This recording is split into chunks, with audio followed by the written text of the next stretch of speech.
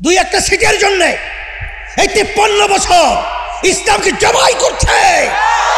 সামনে যেন না পারে, আমাদেরকে সজাগ থাকতে হবে, অন্যায় প্রতিবাদে আওয়াজ তুলতে হবে। ওরা বাংলার জমিনের মধ্যে আল্লাহর রহমতে মাথা উঁচু করে দাঁড়াতে পারবে না ইনশাআল্লাহ, এই আশাবাদ ব্যক্ত করছে।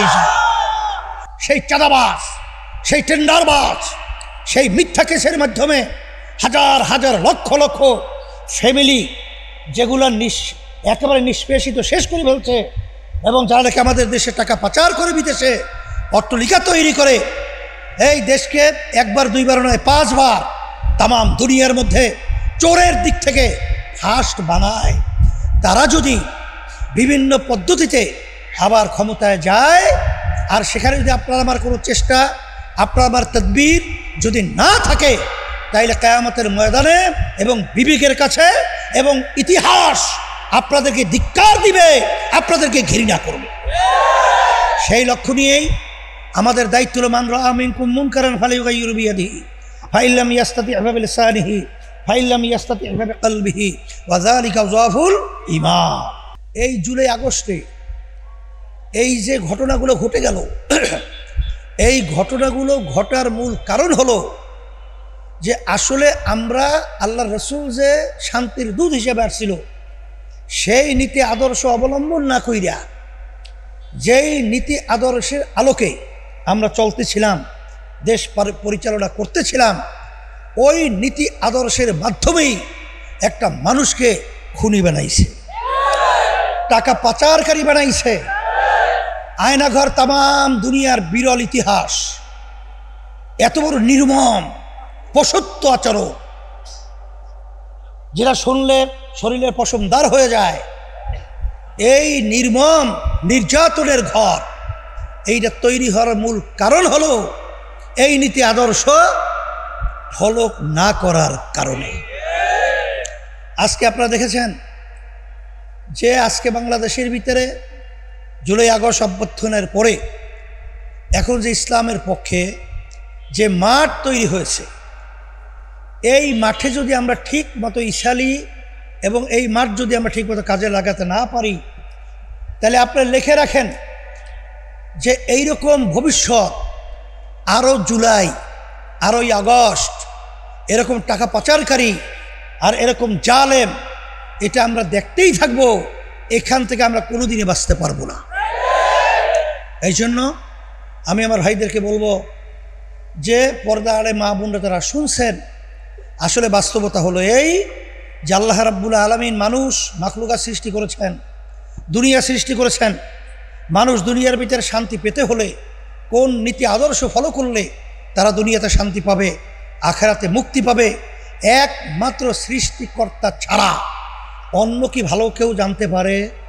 এই জন্য আমার আব্বাজান রহমাতুল্লাহি আলাইহি একটা কথা বলতেন, ইঞ্জিনিয়ার যে ইঞ্জিনিয়ার তৈরি করে ওই ইঞ্জিন সম্পর্কে ইঞ্জিনিয়ার ভালো জানে, যে ইঞ্জিনে কোন পাইপে তৈল ঢুকাতে হবে, কোন পাইপে মোবিল ঢুকাতে হবে। কিন্তু কেউ যদি চালাকি করে ইঞ্জিনিয়ারের থিওরি বাদ দিয়ে মোবিলের পাইপে কেউ যদি তৈল ঢুকায়, ইঞ্জিন চলবে? ইঞ্জিন ধ্বংস হবে। মানুষ কে তৈরি করছেন? এই দুনিয়া কে সৃষ্টি করছেন? কোন নীতি আদর্শ ফলো করলে মানুষ দুনিয়াতে শান্তি পাবে, এইটা কে ভালো জানে? আবার জোরে বলেন, কে ভালো জানে? ওই জন্য আমার ভাইদেরকে বলবো, আওয়ামী লীগ, বিএনপি, জাতীয় পার্টি, অন্যান্য আদার্স মানব রচিত তন্ত্র মন্ত্র তারা দেশ পরিচালনা করেছে, এদের পরিচালনা দেশ আমরা দেখেছি। এখন যেই দেশের ভিতরে 92% মুসলমান বসবাস করে, যেই দেশের ভিতরে এই বাংলাদেশের রাজধানী ঢাকাকে বলা হয় মসজিদের নগরী, যেই দেশের ভিতরে আজানের শব্দে বাচ্চাদের ঘুম ভেঙে যায়, আজানের শব্দে বাচ্চারা মায়ের কোলে ঘরে যায়, সেই দেশের ভিতরে একটা নীতি আদর্শ অনুযায়ী দেশ পরিচালনা আমরা বাংলাদেশের মুসলমান দেখি নাই, এবং অন্য বিজাতি যারা রয়েছে তারাও দেখে নাই। সেই নীতি আদর্শের নাম হলো ইসলাম। এখন আমরা একটু পরীক্ষামূলক ইসলামী নীতি আদর্শটা দেখতে পারি না? আসতে বলেন, দেখতে পারি না? 5ই আগস্টের পরে আপনারা দেখেছেন যখন এই দেশের মধ্যে যখন প্রশাসন সহ সর্বত্র তাদের কার্যক্রম স্থবির হয়ে গেছিল, তখন আমরা পরিষ্কারভাবে দেখেছি ইসলামী আন্দোলন বাংলাদেশ এবং তাদের সহযোগী সংগঠনগুলো তখন কিন্তু সংখ্যালঘু অর্থাৎ বিজাতিদের জান মাল ইজ্জত এবং তাদের উপাসনালয়গুলো আমরা পাহারার মাধ্যমে হেফাজত সংরক্ষণের দায়িত্ব পালন করেছি। আপনারা তখন দেখেছেন যে বাংলাদেশের ভিতরে যখন প্রশাসন রাস্তার ভিতরে ট্রাফিক সিগন্যাল যখন তারা দায়িত্ব পালন করতে কি এক পর্যায়ে ছেড়ে দিয়েছিল, তখন আমরা সারা দেশের মধ্যে মানুষের কষ্ট লাঘবের জন্যে আমরা সারা দেশে ট্রাফিকের সিগন্যালের দায়িত্ব পালন করেছি, যার বাস্তবতা ইসলামী নীতি আদর্শ। আপনারা 28শে জুন দেখেছেন আমরা যখন সোহরাওয়ার্দী উদ্যানে আমরা যখন মহাসমাবেশ করেছি, তখন হিন্দুদের মহাজোটের এই কিনা মহাসচিব, তারপর বৌদ্ধ খ্রিস্টানদের আমাদের স্টেজে কি তাদের আসার কথা, কিন্তু তারা বাংলাদেশে বসবাস করে, তারা আমাদের সম্পর্কে জানে না। তারা কিন্তু পরিষ্কারভাবে বলেছেন। আজকেও আমি যখন সংসদে গেছিলাম তখন মনে হয় বৌদ্ধদেরই একজন নেতা আমাকে ধৈরেই বলে, হুজুর আপনাকে বহুদিন পর তালাশ করতেছিলাম, আপনার সঙ্গে একটু দেখা করব। এমনভাবে সে আমাকে আবেগে জড়ায় ধরছে। তখন আমি দেখলাম, আমি গেছিলাম মনে পড়ে জামালপুরে আমি মসজিদে উঠতেছি, তখন এক হিন্দু দাদু দৌড়ে এসে আমাকে জড়াইয়ে ধরছে। আমি তো চিনি না, জড়াইয়ে ধরার পরে বলতেছে, হুজুর ভালোভাবে চিন্তা ভাবনা করে দেখছি, আসলে আপনাদের এই নীতি আদর্শের মানুষরা আসলে মানুষ শান্তিতে বসবাস করার পরিবেশ ছিল না, নাইও। তো সেই হিসাবে আমি আমার ভাইদেরকে বলবো যে আপনারা আমার শুধু কথা শোনা কথা বলা এইটাই শুধু দায়িত্ব না, আপনার আমার দায়িত্ব হলো এই যে বর্তমানে যে ক্ষেত্র তৈরি হয়েছে এই ক্ষেত্রে আমরা কাজে লাগিয়ে এই ফসল আমাদের ঘরে তুলতে হবে। তাইলেই যারা নাকি জুলাই এবং আগস্টে শাহাদত বরণ করেছেন, মায়ের কোল হারা হয়েছে, সেই রুহের শান্তি পাবে।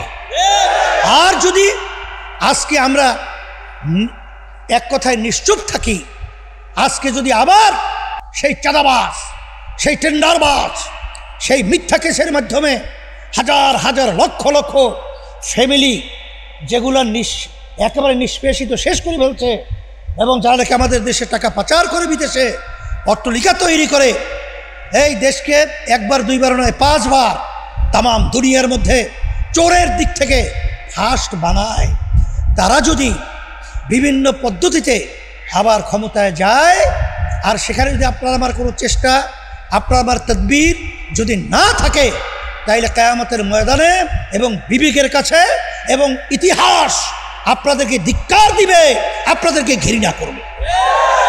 সেই লক্ষ্য নিয়েই আমাদের দায়িত্ব হলো, মান রাআ মিনকুম মুনকারান ফালিয়ুগাইয়িরহু বিয়াদিহি ফাইন লাম ইয়াস্তাতি' বিলিসানিহি ফাইন লাম ইয়াস্তাতি' বিকলবিহি ওয়া যালিকা যাফুল ঈমান।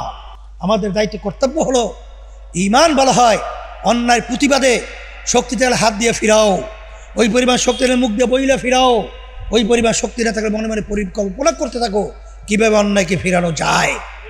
এই শেষের অবস্থানকে আল্লাহ রাসূল সাল্লাল্লাহু আলাইহি ওয়াসাল্লাম বলছেন ঈমানের দুর্বল অবস্থা। সেই হিসাবে ঈমানি দায়িত্ব পালন করার জন্যে অন্যায়ের প্রতিবাদে ন্যায়ের পক্ষে আমরা যেন সব সময় দায়িত্ব পালন করতে পারি। আল্লাহ আমাকে আমাদের সকলকে তৌফিক দান করুক। আর সবচেয়ে বেশি দোয়া করতে হবে, আমরা যে একটা ঘোষণা করছিলাম ইসলামের পক্ষে একটা বাক্স দেওয়া, আলহামদুলিল্লাহ সে সিদ্ধান্ত অনুযায়ী আমরা আমাদের সাধ্য অনুযায়ী আমরা কাজ করতেছিলাম, কাজ করতেছি। আল্লাহর কাছে দোয়া করেন আল্লাহ রাব্বুল আলামিন যেন আমাদের এই আশাকে আল্লাহ পূরণ করেন, এবং আমরা যেন আমাদের বিবেকের কাছে নিজেরা জবাবদিহিতা করতে পারি, জবাব দিতে পারি, এই তৌফিক যেন আল্লাহ দান করেন। এরপরেও দেখবেন এরা তো বলা যায় না যে কে কখন কোন সময়, কারণ আল্লাহ রাসূল সাল্লাল্লাহু আলাইহি ওয়াসাল্লাম বলছেন হুব্বুদ দুনিয়া রাসু কুল্লি খতিয়াতিন, সমস্ত গুনার মূলই হলো এই দুনিয়ার মোহ। এই দুনিয়ার মোহ বলতে দুই একটা এমপির জন্যে, কিছু সম্পদের জন্যে, কিছু টাকার জন্যে, এই কিছু সম্মানের জন্যে। এই বড় দলের এক নেতাকে বলতেছিল যে আমরা কিন্তু কিছু হুজুর টাকা দিয়ে কেনার জন্য কার্যক্রম শুরু করছি। অথেন্টিক সংবাদ শুনাইলাম, যাচাই বাছার পরে আপনাদেরকে শুনাইলাম যে আমরা কিন্তু কিছু হুজুর কেনার জন্য কিন্তু কার্যক্রম শুরু করেছি। আল্লাহ যেন আমাদেরকে হুজুরের লেবেল লাগাইয়া আমরা যেন এই দুনিয়ার মোহে পইরা আমরা যেন ওই খসরাত দুনিয়া ওয়াল আখিরা। আর আল্লাহ রাসূল সাল্লাল্লাহু আলাইহি ওয়াসাল্লাম বলছেন আল আল ইলম খায়রুল খিয়ারে খিয়ারুল উলামা শাররুশ শিরারে শিরারুল উলামা। আমরা যেন, আল্লাহ মাফ করুক, আমরা যেন সবচেয়ে খারাপ, আল্লাহ রাসূল সাল্লাল্লাহু আলাইহি ওয়াসাল্লাম বলছেন আলেম হইয়া যারা এই দুনিয়ার মোহে তাদের চিন্তা ভাবনা কোরআন এবং হাদিসের বাইরে তারা যদি চলে তাহলে সেটা হলে সবচেয়ে নিকৃষ্ট। আল্লাহ যেন আমাদের এই নিকৃষ্ট এই গ্লানি থেকে আল্লাহ আমাকে আমাদের সকলকে হেফাজতে রাখেন। আর সজাগ থাকতে হবে দুষ্ট লোকের মিষ্টি কথা, দুষ্ট লোকের মিষ্টি কথা। যখন চোরামি করে, চুরি করে, তখন কিন্তু দেখবেন আপনার সামনে খুব কৌশলী, খুব সুন্দর সুন্দর কথা বলে, কিন্তু ওর নজর কিন্তু পকেটের দিকে, কখন আপনার পকেট মারবে। অনেকে কিন্তু আমরা লেবাস লাগাইয়া ইসলামের শক্তি যেন উত্থান না হতে পারে, দুই একটা সিটের জন্যে এই 53 বছর ইসলামকে জবাই করছে, সামনে যেন না পড়ে আমাদেরকে সজাগ থাকতে হবে, অন্যায় প্রতিবাদে আওয়াজ তুলতে হবে। ওরা বাংলার জমিনের মধ্যে আল্লাহর রহমতে মাথা উঁচু করে দাঁড়াতে পারবে না ইনশাআল্লাহ, এই আশাবাদ ব্যক্ত করছি। আল্লাহ রাব্বুল আলামিন আমাদের সবাইকে আল্লাহর খাস বান্দা হিসেবে কবুল করুক। দোয়া কি সবাই হুজুর করবেন? আল্লাহুম্মা আমিন। রব্বানা আতিনা ফিদ দুনিয়া হাসানা ওয়া ফিল আখিরাতি হাসানা ওয়া কিনা আযাবান নার। রব্বুল আলামিন, আপনি আমাদের জীবনের গুনাহ খাতা মাফ করে দেন। আল্লাহ মাহফিলকে আপনি হেদায়েতে জড়িয়ে বানায়া দেন। এ আমার মালিক, আমরা যারা হাত তুলছি জানি না এই উপস্থিতি কার আম্মা, কার আব্বা, কার দাদা দাদু, নানানু, আত্মীয় স্বজন অন্ধকার কবরে শুয়ে রয়েছে। এ আল্লাহ, আল্লাহ বিশেষ করে জুলাই এবং আগস্টে